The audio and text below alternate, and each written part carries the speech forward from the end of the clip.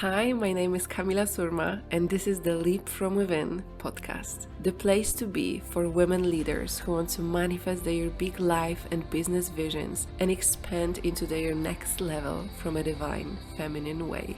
We will talk about deep energetics and embodiment behind your expansion, liberation, and owning your power, gifts, and magic so you can create the impact you desire. Because here's what you deeply need to know. You are a fucking unstoppable woman. So let's go.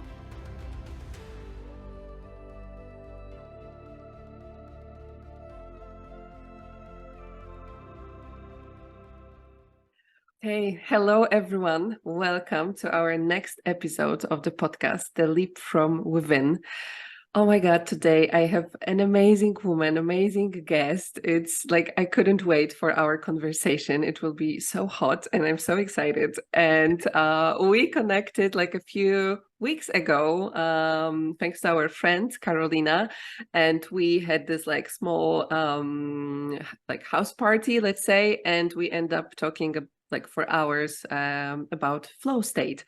And then during this conversation, I was like, it should be recorded, like the things that we were talking about. I'm like, I can't wait to share this with more people. And then the idea of like actually meeting here on the podcast came. So today my guest is Andrea Karam, and she is a leading flow state expert and a cognitive scientist with a specialization in neuroscience. And she's been also working alongside world-renowned flow expert Steven Kotler, and together they've built science-based peak performance program, which trains thousands of leaders and entrepreneurs on constantly accessing flow state for optimal performance. And this is something that we will talk about a lot today. And she's also passionate about bridging the gap between science and spirituality and helping others tap into their fullest potential and connect with inner voice. So you can already tell that this conversation will be super hot. So, hello, welcome. Hello, thank you. Super glad to be here. Yeah, thank you so much for your time and energy, and I'm so glad we connected. So, is there anything else that you would like to share about your background and also about your story on like what made you like being so passionate and interested actually in getting into the flow state? Yeah, sure. Well, for me, consciously, that my journey with flow state really started, I would say 6 years ago, when I took a solo trip to New Zealand and Australia and Bali. And during that trip, I really got to connect to my intuition and to my inner wisdom and inner guidance. And I was pretty free. I didn't have a lot of commitments. I could pretty much do whatever I wanted, and the environment was optimal for me, meaning that I was surrounded by amazing people, community, by the ocean, by a lot of the activities that I've been loving doing my whole life. And so in that optimal environment and by following my intuition, I realized that by following my highest excitement every day and really asking myself, okay, what do I want to do today? What would bring me joy? What would bring me life? Then all of life started synchronizing, and all of life started mirroring my inner state of being, where amazing synchronicities would start happening. I would have a thought that would manifest instantly. I would live things that I could never even imagine possible. So it was very much a state of magic and awe and wonder that I was experiencing through traveling. And after those experiences, I went back home and I asked myself, how can I live in that state of being in my everyday, even if I'm in a more structured environment? And that's when I discovered the work of Steven Kotler, which is a lead expert in flow state science. And what he does is he studies the neurobiology of flow state and basically how this optimal state of being and awareness happens in the brain and in the body, and he trains entrepreneurs and leaders on how to spend more time in it. This is actually a field of research that has been developed in the past 40 years. It started with a psychologist, a Hungarian named Mihaly Csikszentmihalyi. And Csikszentmihalyi, he spent a lot of his time in a concentration camp during the Second World War. And he realized that what made him go through the horror of the wars was when he was playing chess and when he was fully absorbed in the present moment while playing chess. It's the only thing that would take him out of the horrors of the war. And when he came out of the concentration camp, he traveled all across the globe because he wanted to know what makes life worth living. And so he asked people from all around the world, from people working in rice fields to football players, to entrepreneurs, to very different kind of people in different fields. He asked them, tell me about a time in your life where you felt your best and performed at your best. And everyone, no matter what activity they were talking about, they described that state of consciousness where they were so in the present moment that their sense of self disappeared, time distorted itself, and action just merged one another. And so he called it flow because of the phenomenology of it, the fact that it felt very flowy.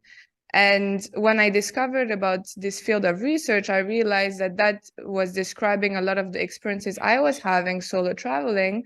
And then during that summer, I went to a music festival.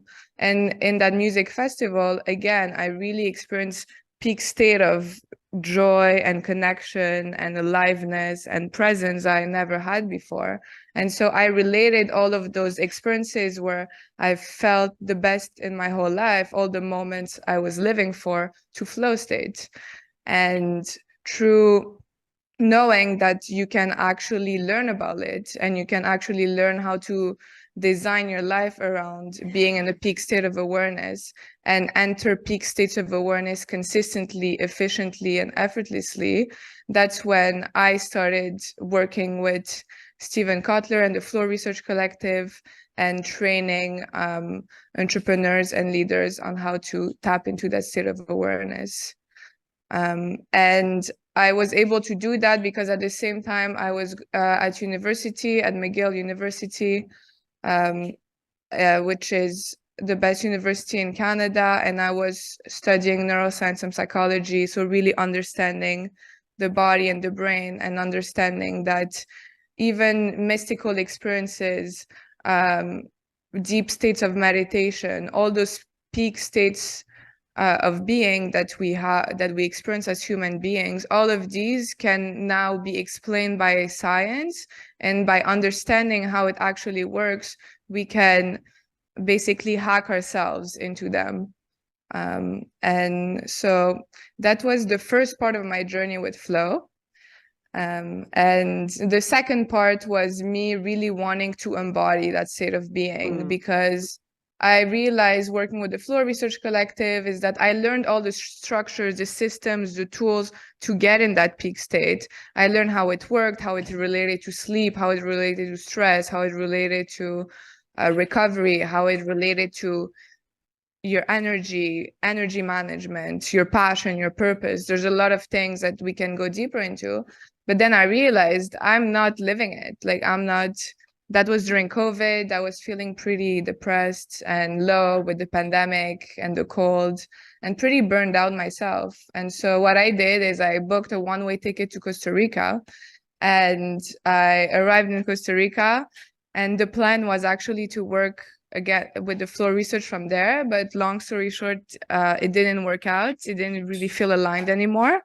And so I quit my job and I went on a deep health and spiritual journey that took me in the mountains of the Diamante Valley, which is a place near Dominical, which is the south region of Costa Rica, where there's people, healers, entrepreneurs, creatives from all around the world that go there for healing. And there's different retreats going on. There's a lot happening. And I spend this time spending a lot of time in nature by myself, slowing down, being in my body, being consciously present and practicing being present. During that time, I removed all distractions. I was barely on any technology. I stopped overloading myself with information and other books, other podcasts.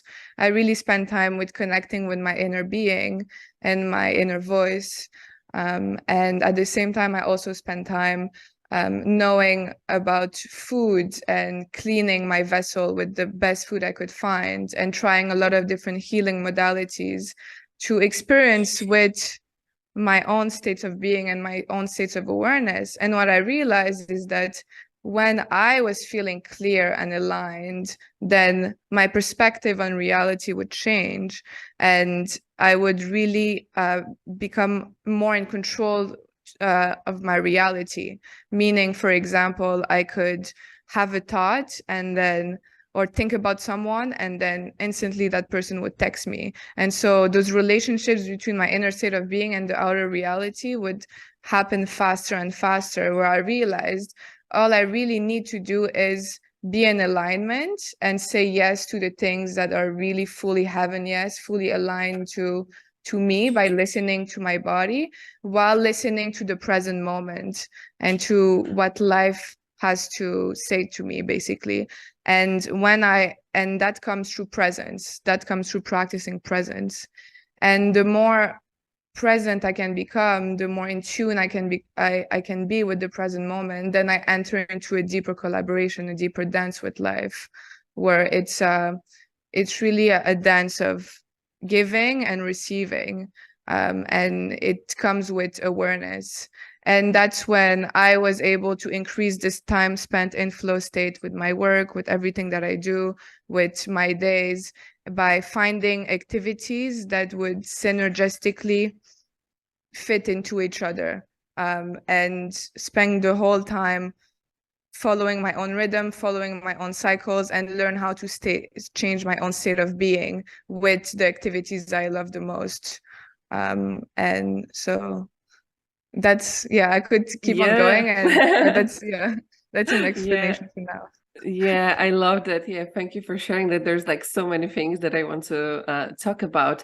But like starting with like most of my audience, it's like women working on their businesses and their visions, and they want to really create that from a feminine way.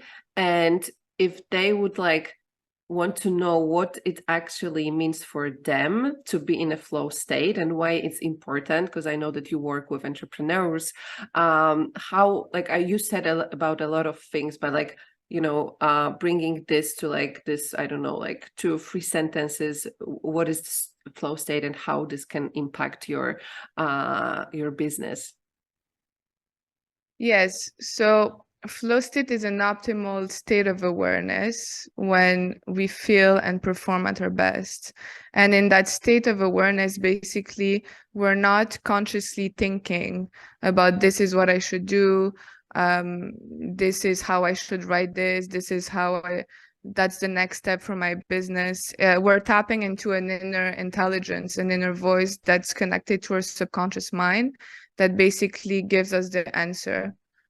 So it can feel like channeling. It can feel like a muse talking to us, something bigger than us coming through us.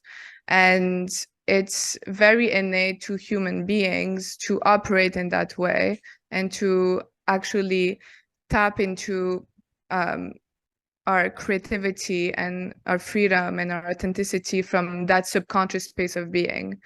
And so for entrepreneurs, how it works is that by learning how to tap into flow state, then you can accelerate not only your productivity. Science shows that you can tap into you can be 5 times more productive when you enter a flow state, but you can access heightened state of creativity. Again, studies shows 400% increase in creativity when you tap into flow state. And there's other metrics that also improve, but basically you learn how to use your whole body and nervous system more efficiently, and create from that place. I love that. Okay, so you said about like few things, and I think this is like the scientist side and scientific side and the spiritual one. So most of the time when I say about being in that state, it's like, oh, I feel like I'm channeling, and it's like connecting to like something bigger than me or my intuition. But then you also said about like nervous system and our body and subconscious. So how does the science and the spirituality like comes together around the float state? And because I know this is something that you're passionate about, if they're like, what are the perspective from both of those sides? Well, to answer this question, I'll explain first a bit of the science of flow state, so you guys get to understand how it works and how it is in the brain. So basically, flow is when you're in flow, it's the most potent cocktail of neurochemicals. You release all your feel-good neurochemicals, serotonin, dopamine, anandamines, endorphins, oxytocin. To make a comparison, let's say you give a hug to someone you love. That's mostly a release of oxytocin. Let's say you wake up in the morning and you check Instagram and you received a lot of likes. That's mostly a release of dopamine. And so flow state engages all of your feel-good neurochemicals, and that's why it feels so good, and that's why it's so potent. So that's one aspect of the neurochemistry of flow. The second aspect is that when you're in flow, you're accessing different types of brain waves than if you were consciously thinking. So there's in flow, you're in theta alpha. Your theta alpha borderline. So this means that you, for example, it relates to a state of awareness you're in just before you fall asleep or when you enter meditation. So it's really that state where you're more connected to your subconscious mind. That's the brainwave signature of flow state. When you're consciously thinking and engaging your brain for more cognitive tasks, then you're in beta. And you're in beta when you are engaging your prefrontal cortex, so all of your decision making abilities. In flow, it's what happens when you have acquired a new skill set, and then all of those skills that you've acquired consciously incubate in your subconscious and then all come together in flow where you don't have to think anymore. And that's why you're engaging basically your subconscious processes. Another thing with flow, so these are two aspects of the science of flow. Another thing with flow, a third aspect, is that when you're in flow, it connects different parts of your brain that wouldn't be connected if you weren't in flow. So there's different brain regions that are activated. If you look at fMRIs in flow states, a lot of the different parts that activate, for example, your sense of spatial awareness, that activates the right hemisphere, the left hemisphere. So your more creative brain with your analytical brain. Deeper brain processes are connecting when you're in a flow state. And one last thing about flow is that when you're in flow, your default mode network, which is a network in your brain where your sense of self is, so your self-judgment, your self-critic, all of that deactivate. There's less activation there. So that's why you don't have thoughts about yourself and it feels very selfless. So that's about the science of flow. And now I can relate it to what I see is the spiritual aspect of flow. Why do we feel like when we're in flow, why do we feel like we're channeling? I believe, and that's a new field of research that hasn't really been developed yet, and it's ongoing. But I believe that when we are in that peak state of awareness, then we raise our whole vibrational field, and basically we allow ourselves to connect to a higher mind. So we're connected to our subconscious, which is connected to the collective unconscious and the information field, where all of the information is present in that field. And in that state, it's not just me and my own knowledge and me and my own experiences. You connect to information that is already there. Another example is, for example, mushrooms that are connected to the mycelium network. And in the mycelium network, there's an ancestral intelligence that is basically stored there. And when you take mushrooms, you can connect with that information. And I think a similar thing happens with flow state.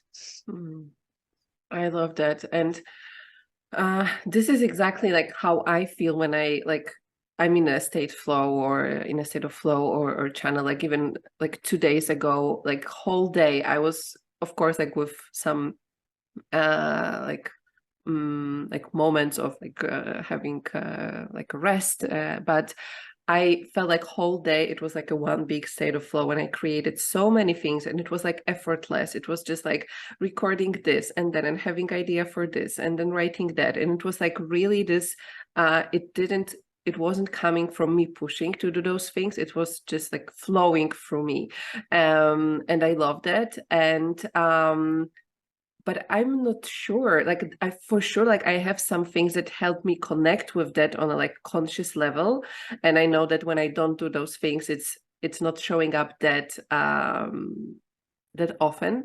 So I'm wondering, because I know that you have like so many things, like how connecting with our flow state can be more predictable, that it's not happening just like, you know, coming to us one day, and then how we can have more control, and so our feminine can flow with that. Mm-hmm. Yes, well, I'll share two main tools with you that can help you have more awareness on how to enter flow states consistently.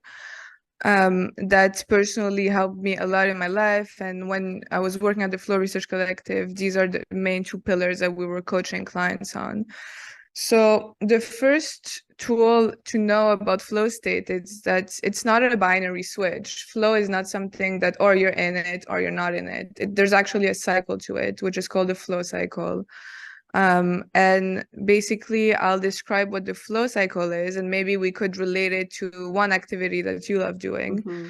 So the flow cycle is a cycle that has been developed originally by Herbert Benson, which is a psychologist. He's a psychologist at Harvard.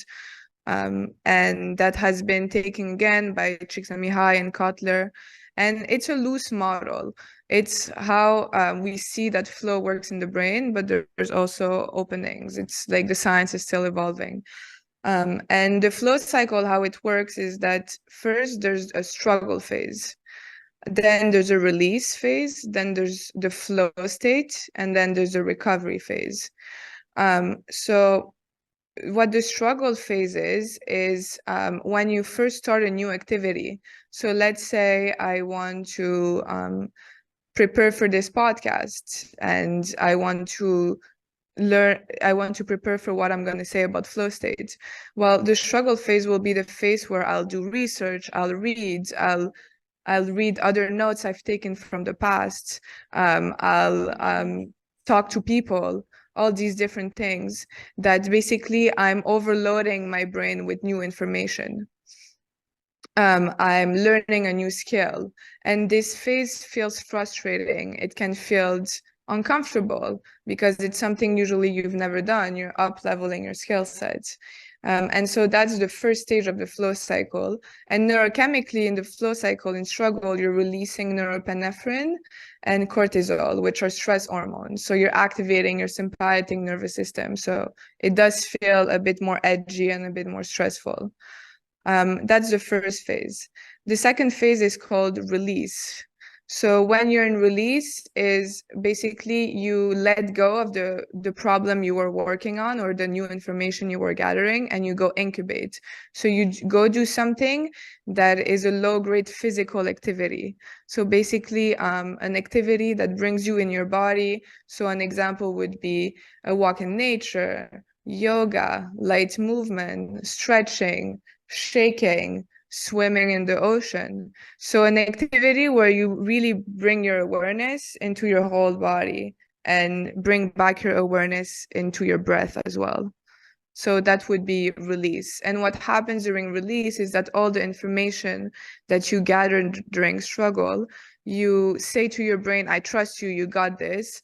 And you relay that conscious information into your unconscious mind. And you let it sit and incubate into subconscious processes that will integrate with all of the past experiences and knowledge you've had and you've acquired. An example I'll give you guys on release is Einstein when he was working on his theory for relativity, like one of the biggest mind and the greatest mind on earth. He would do that, but unconsciously, what he would do is take a boat and go to the middle of Lake Geneva after working. And he didn't know how to sail, he didn't know how to swim, but he would stay on his boat for hours and hours and hours. And that's when new insights would come, new ideas, because he allowed himself to release. The third stage is flow. So flow is when you've struggled, you've acquired new information, you let that information sit and incubate. And now in flow, all of those skills come together. And that's why it feels effortless. That's why it feels like you're channeling. It's because you've been through struggle before. It's hard to get into flow with things you've never practiced before, or if you're not having a certain level of skill set. To enter flow, what matters, there's two main things that really matters. The first one is that you have clear goals. You know what you need to do. So preparation is really important for flow states. The second one is that you hit the right challenge scale balance, meaning that what you're doing is not too hard that it overwhelms you and not too easy that it bores you. There's, again, scientific research that shows that when you're in flow, you're in a 4%, meaning that what you're doing is 4% harder than your current level of skill set. So it stretches you just a little bit. So that's the flow state. Now, another tip when you're in flow is that you want to exit flow before you feel your sense of self coming back. Because you don't want to deplete all of your feel-good neurochemicals. So as soon as you feel like your sense of self is coming back and the channeling is coming to an end, you step out of the flow state and you need to go recover. So like I mentioned earlier, flow is the most potent cocktail of neurochemicals. You're using all your feel-good neurochemicals, so it's very depleting. So when you exit flow state, it's really important to do active recovery. There's two types of recovery, passive and active. Passive recovery would be you finish your day of work and then you go and you drink beer and you watch TV with friends. You feel like you're recovering, but actually you're not really disengaging your whole body.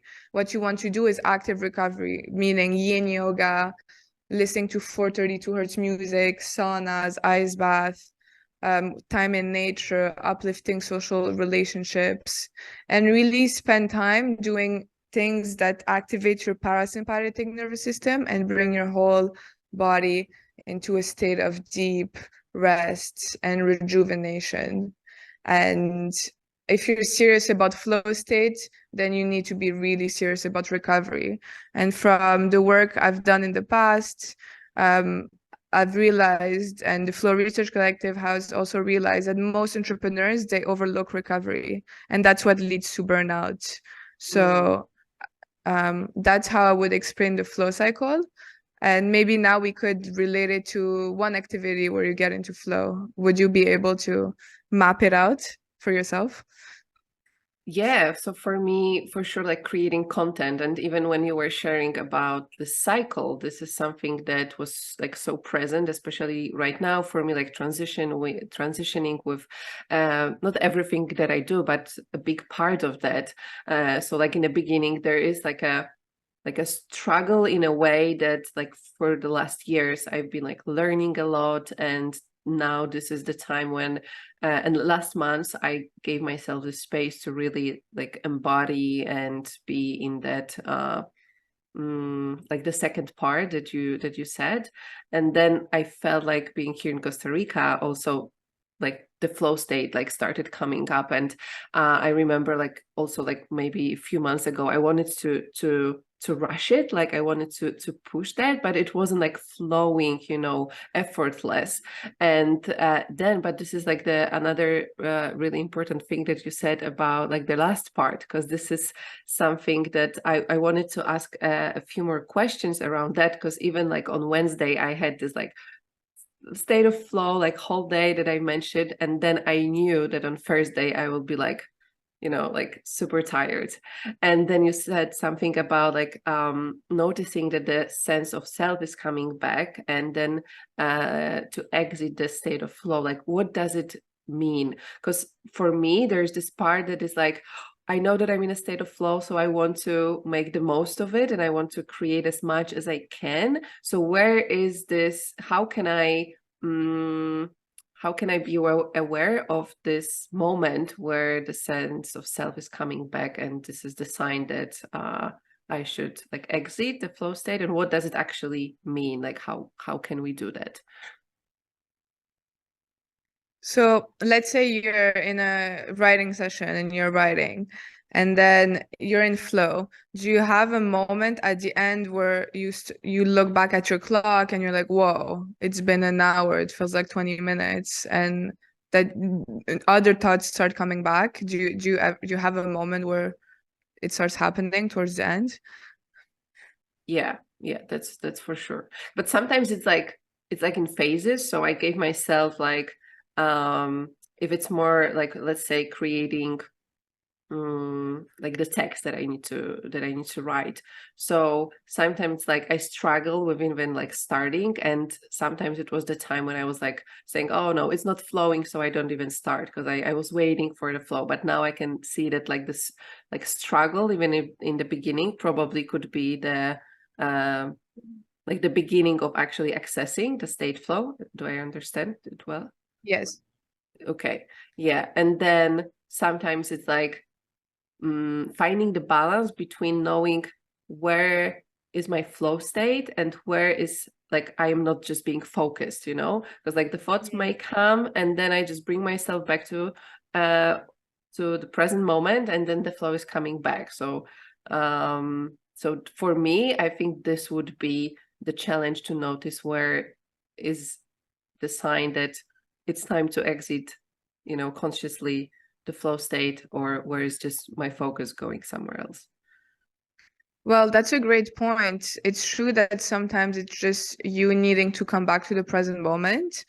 I would say there's two things that can help you know the difference. The first one is knowing that the struggle phase usually lasts 20 minutes.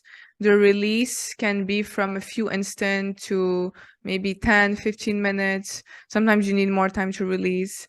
And then the flow state lasts usually an hour to an hour and a half.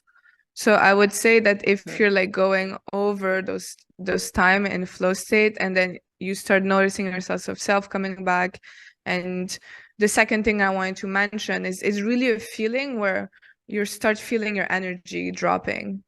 Like you want to keep on pushing it, you want to keep on doing it because you have all this creativity flowing, but at the same time you feel like if you push, you're draining yourself. So it's also a connection with your body. And it's just having an awareness that you can exit now with what's called a peak exit, meaning with gratitude. So you exit the flow state with gratitude and with celebration that, fuck yes, I'm so proud of myself. And then you go and recover, knowing that your next flow cycles, you'll be able to tap into it again. So that's how I would say, first look at time, how long has it been? And then am I feeling depleted, or am I just being distracted? Okay, I love that. Yeah, because connecting with my body, I know where it's my energy, it's like still high, or when it's like going down, and it's Yeah. just my mind wants to push it. So yeah, this really helps, I think. And so just like on a practical level, when someone is working on their business and they want to start navigating this state on a more conscious way, is it like because of course, like you said, that we are not all the time in a state of flow, but can we navigate that within our day, like to have a few, like states of flow and how to navigate between them, if we can do that. Yes, exactly. And that can be done with building awareness on where you are in the flow cycle. So I will give you an example. What I would say is you first start making a list of all of the activities you love doing. Like, what would my ideal day look like?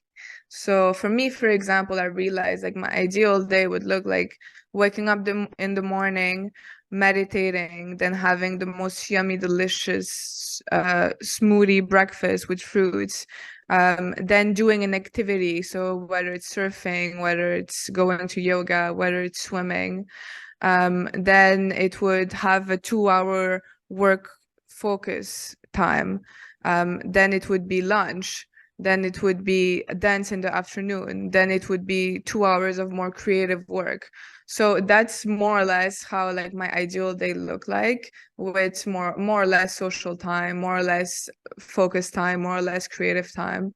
So I adjust it. And then it's being aware of where you are in the flow cycle for each individual activities that you're doing. So I would call that a task specific flow cycle. So for example, um, a task specific flow cycle for me is I'm working on a retreat right now. So it would be, okay, where I'm at in the research process, where I'm at in the creative writing process, where I'm at in the incubation process. So being aware of each stage of the cycle for this specific project.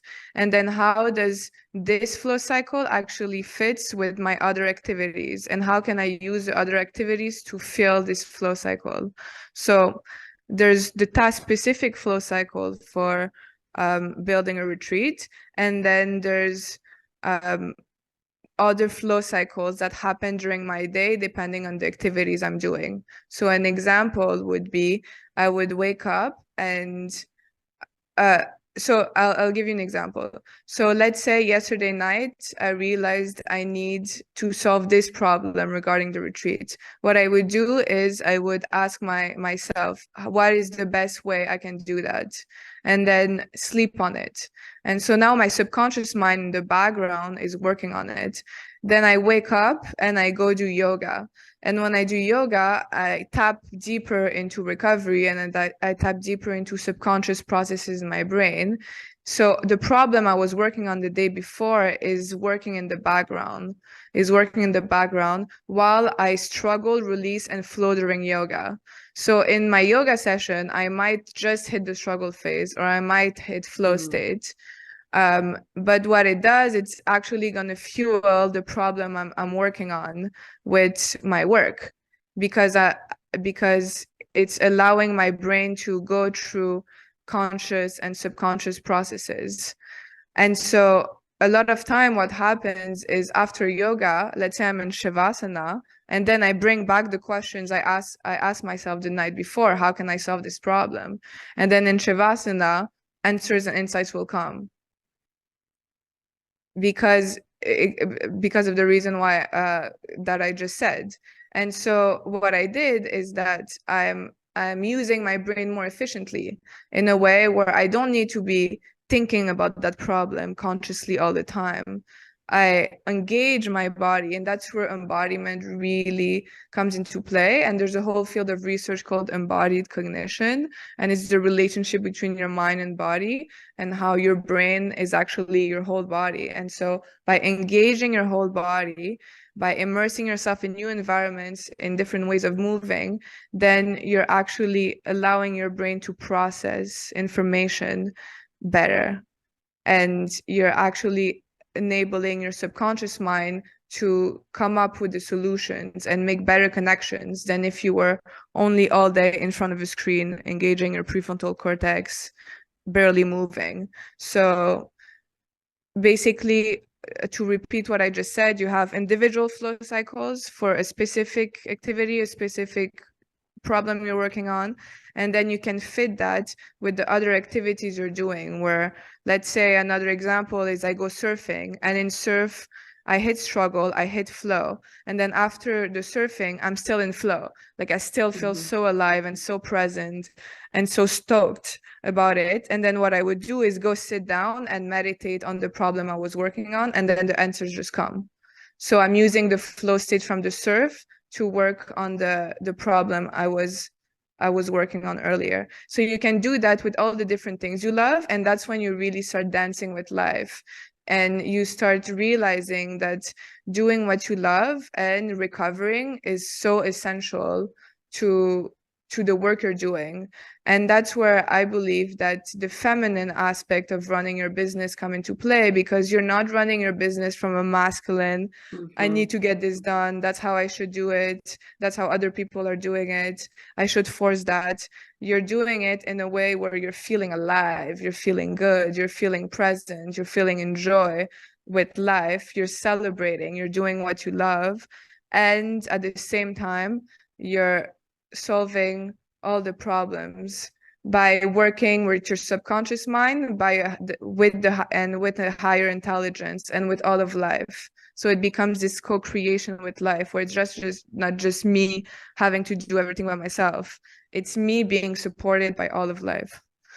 Wow, I love that. It's like the way you explain that, and I feel like it's giving us like a deeper why, because we all know, especially when we are high performance, that it's important to move our body, to like rest, to do all the things that you've mentioned. But then if we really want to be in a state of flow, and knowing this, like for me, for example, it gives like this deeper why also to do that. And you mentioned like the feminine flow, so I would like to talk a little bit more about that, because of course like the cycles that you explain, and like the structure, this is like more like a masculine structure for the feminine to have more space to express. And I know that if we talk about, let's say, creating business from a feminine way, for me, it doesn't mean that we don't need masculine. It's actually really needed, but not like a wounded one, but like the masculine that can really hold space for our feminine creation. So if you could tell a little bit more, because I know that this is something that, like this perspective that you're also really passionate about, to look at that from this dynamics, like the masculine and the feminine. Yeah, sure. So the masculine aspect of flow is, like you described, all the structures and systems and habits that you need to set up in your life with discipline to support your feminine, basically. So what you want to be doing is be in a peak state of awareness. To be in a peak state of awareness, that creates discipline. You need discipline. You need to take care of your sleep. You need to have proper habits that supports your health. You need to be able to have schedules and structures where you know that things will get done. If you don't have those things, then it's easy to enter that feminine kind of flow state of living in flow, of surrendering to the present moment and receiving whatever comes, but there's not really a direction. I've met a lot of people, and I've experienced it too when I was living more of a kind of a hippie lifestyle, when I was in the mountains and doing a lot of meditation and retreats and fasting. I really entered that feminine flow where I didn't really have a plan. I didn't know what was happening. I was really present, and by being really in the present moment, then every present moment would happen effortlessly from one to the other, where I would meet the right person at the right time. Incredible synchronicities would happen. I was experiencing the magic of living in flow in a more spiritual way. And that's really beautiful. But I feel like if you want to be living in modern life and are building a business and actually have a vision for your goals and where you're going and your future self, you need direction. And that's where the structures and the systems support you in that. So what the structures and systems do is that they allow you to leverage your attention and energy to allow you to be fully present. So flow still happens in the present moment.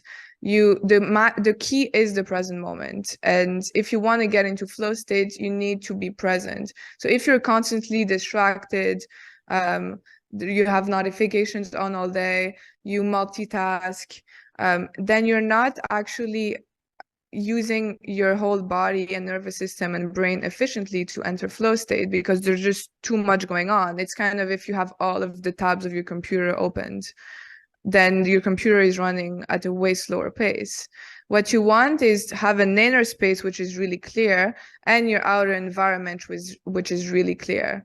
So when you have that, thanks to the masculine sides of the structures and the systems and the flow cycle that I just described, then it allows you to be present and enter that feminine flow of creation and possibilities and channeling, because you can be in the present moment while you know you're supported by your masculine. And that's how I would explain it for now. Okay. Yeah, I love that. And you also mentioned like environment. So I'm wondering what is, I don't know if there are like any research or like how the environment also influence our flow state, because we mentioned what we can do and how we can structure that. But for me, like I'm noticing that it's different, like in different places. And of course, like I'm always asking myself question, how can I bring this to the other places where I'm traveling or living, but yeah, I'm just wondering. Yeah, so about environment, there's also been a lot of research done on that, and they discovered that there's actually 22 flow triggers. So the flow triggers are things that are present in your environment that drive your attention into the present moment. So I'll list some of them, and for those interested, I would encourage you to type flow triggers, and you'll find a list of all of them.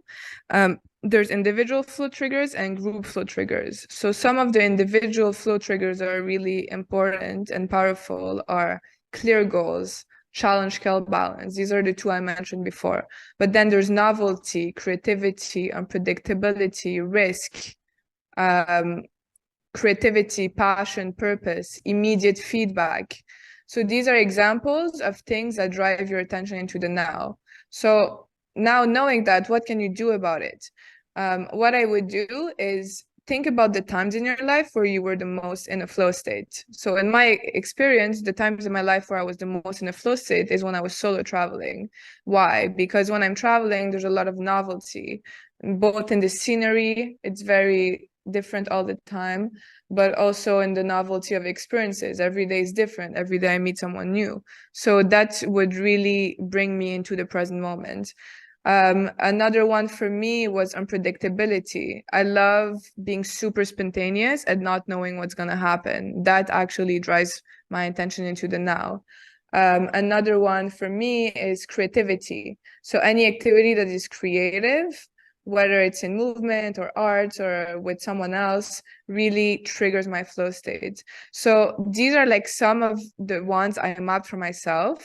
And then I ask myself with those individual triggers, okay, how can I design my whole environment with those triggers?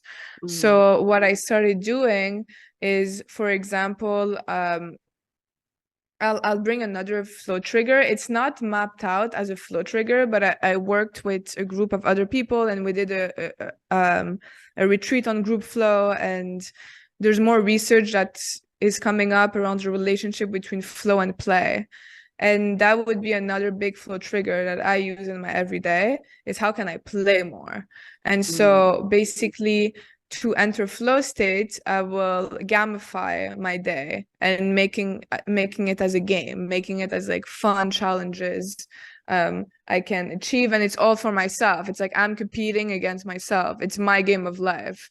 And so setting up my days as a game with rewards, with dances, with celebration, with challenges, with pushing myself to do a bit more than I did the next day. So basically looking at exactly how do you motivate yourself in a way that's playful and that's fun, because that's a good way to get into flow. So these are some of the individual flow triggers that you can use. And I would say maybe at the end I can send you a list of all the flow triggers, and you really like look at the flow triggers and you ask yourself, okay, that's what inspires me, and this is a way I can use them to have more flow in my life. So that's the individual flow triggers. Now there's also group flow triggers. So group flow triggers is when you're working with other people and you want to get in flow with other people. Then group flow triggers are shared goals. Yes, and so the conversation is additive. Shared risk, common purpose, again, immediate feedback. And that's how you create flow within a group. And that's really interesting because they discovered that the environments where there's the most creativity coming out and the most innovation, like Silicon Valley, it happens because they're the most trigger-rich environments.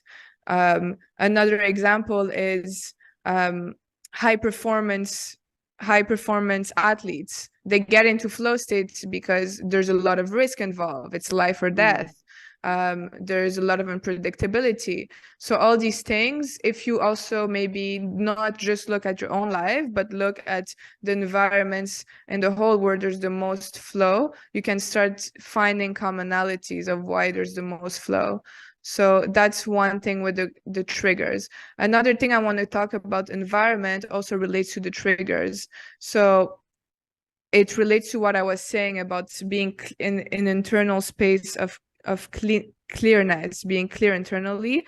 This has to do with your external environment. So minimalism and having a clear environment, a clean space, that really enables you to liberate space and attention and energy and enter flow state.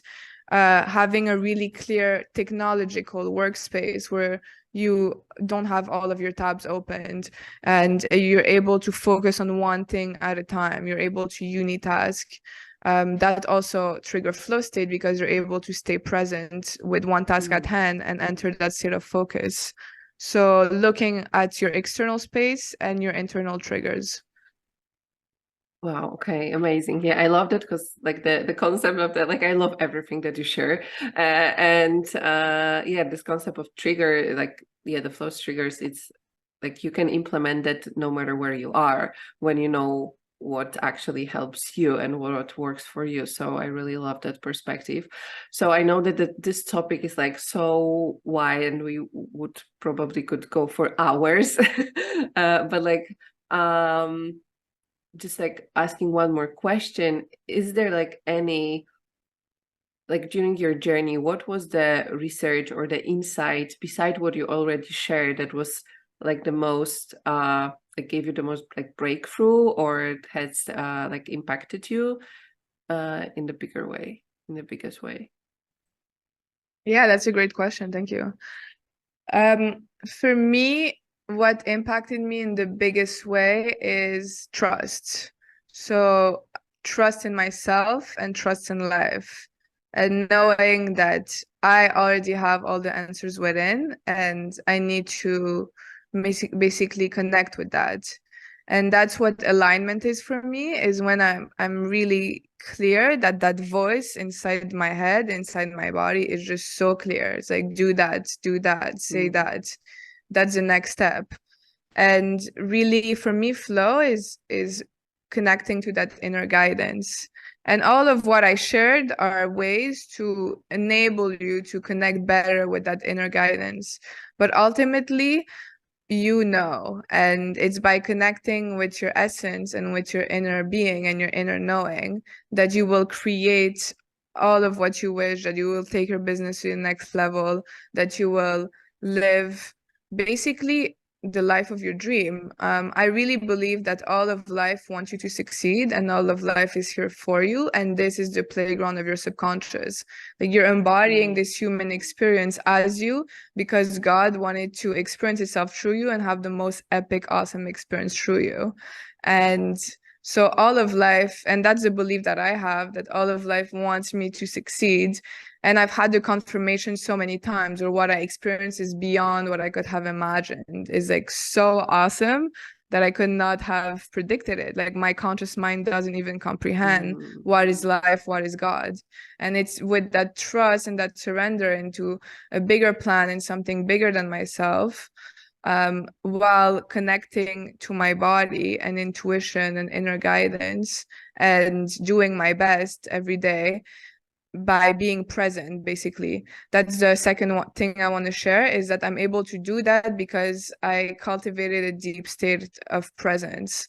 Then that's when you're able to enter into this dance with life, this collaboration with life, and live in flow. Mic drop. I cannot do it, but you can with yours. Okay, so there's one question, one more, that when you were sharing, because you've said that, and this is something that I've also experienced, that sometimes I experience the life that I couldn't like even imagine before. And at the same time, we say that we can go as far as we can, like, imagine, like bring into our like visualization. I'm wondering, what are your thoughts on that? Ooh, that's a good question. So what I would say is imagine more, dream more. And if you can't go beyond what you can imagine, a lot of time what you imagine is based on previous experiences and your past. But the thing is, there's where you can connect to a field of infinite possibilities, that your conscious mind is just this laser focus based on past experiences. And so if you practice imagining more, then you will start directing your life into flow and into greater possibilities. And an example I want to share of something I'm going through right now is I'm working with Peter Opperman, who has a method called the future self method. And through his meditations, what we do is that we travel in two different timelines where we connect to our future self, which is the highest version of ourselves. And by connecting to our future self, we're able to see what kind of house we live in, what kind of work we're doing, what kind of state of being we're in. And it's really powerful because we're bypassing the conscious mind into the subconscious. And what I've been seeing in these meditations are beyond what I could imagine for myself. And what's really cool about being in Nosara is that I'm having those visions, let's say, of my dream house. And then a week later, I'm literally in the dream house. Like like the house and the architecture of the house I'm in right now is a representation of the houses I would see during those future self meditations. And I was like, whoa, it's really powerful. And then some of the people I've been connecting with in Nosara are like a higher level of awareness and of being and of impact that my current self doesn't comprehend how I can be in touch with those people right now. But by actually spending time connecting to my future self and knowing the kind of work she's doing, I'm like, oh, that makes sense. And it does make sense that it's happening so fast because Nosara, the field is different than in a city. I'm sure you've experienced that. Like you have a thought, it happens really fast. Yeah. It's a vortex, right? And so what I would say to people is ask yourself, what is my deepest desire now? What are my dreams? And you can also do that by connecting to what did you love doing when you were a child, and really cultivating that sense of awe, that sense of wonder, that sense of magic for life. And when you do that, life will be like, oh, she's opening up, he's opening up, amazing, we'll give her more. And then things start happening that you can't even comprehend how it's possible. It's too like magical for you to ignore it and to say life is random and like it's just undeniable. So open yourself up to your imagination with different practices, with play, with things that light you up. Like really go back to what lights you up and open yourself to discovering new things that light you up. And that's how you will tap into it. Yeah. And for me, sometimes it was like I knew what I wanted, like connecting with my future self and going into the state that you've mentioned. And then I was like surprised on the how did it manifest actually. So that's when I'm like, oh, like it's pure magic, because I couldn't imagine like the path that will lead me there, because my mind was like, okay, so we do this thing and then this thing and then this thing, and then like tapping into the flow state and my intuition, it was like, talk to this person, and then boom, like it manifested. It just like made no sense. So that's when you said like about the trust, it's like such a big piece for me also in like all of the manifestation, like my life, my business, like next level expansion, it's just like trusting, like surrendering, but also like trusting my voice in taking the action that is required. And yeah. Yes, and I just want to add another thing based on what you said. You can have the visions of your future self and you can know where you're going, but ultimately all there is the present moment. And all there is really is your awareness in the present moment and this experience. And so it's, for me, what I found in my life really useful is having an approach to life where there's a deep acceptance and love for life and for what is, and for the process without being attached to a specific goal and outcome. Like those visions of my future self and what I want excites me because it's like, whoa, that's where I'm going. And there's so much potential and there's so much room for growth and learning.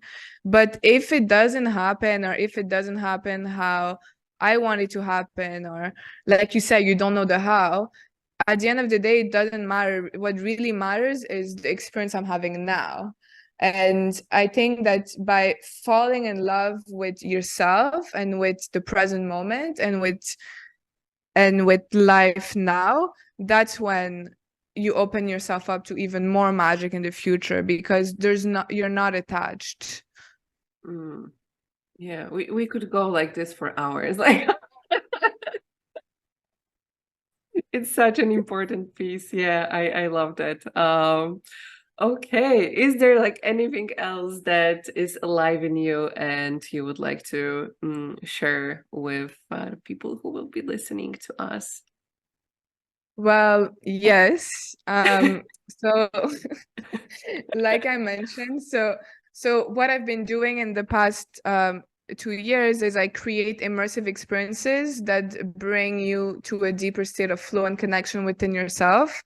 And I create a space of group flow with others. And that's through music and dance and breath. And these are called flow state experiences, where you can have deep shifts and deep transformational experiences through the magic of group flow.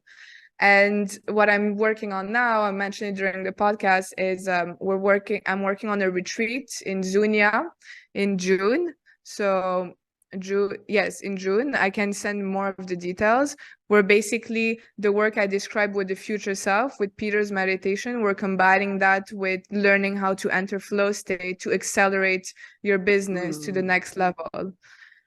So a lot of the things I covered about, we'll have an immersive experience, 6 days around those topics to help you gain clarity on your business, to find a way to run your business that feels effortless, embodied, playful, and that bring you to the next level with a community of like-minded people. And after that, we also have online prototyping and online support after it to really help you with having a clear step-by-step process of what your business is like with using AI and prototyping.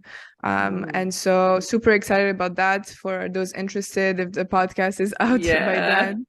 And so if people are interested in your work and your events and everything that you do, where they can find you and where they can how they can connect with you.